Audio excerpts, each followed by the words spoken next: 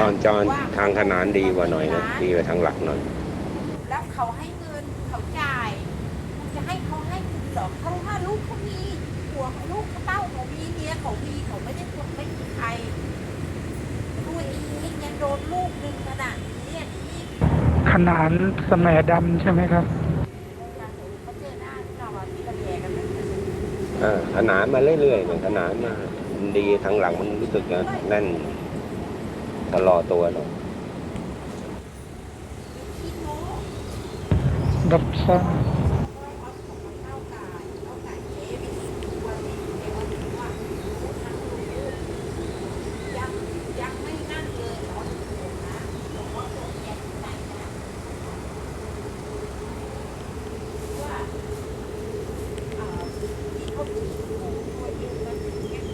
เขาบอกให้ดูแลเขาไม่ได้ให้มานั่นแทน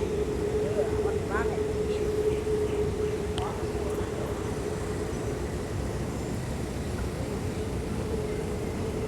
วันนี้เรา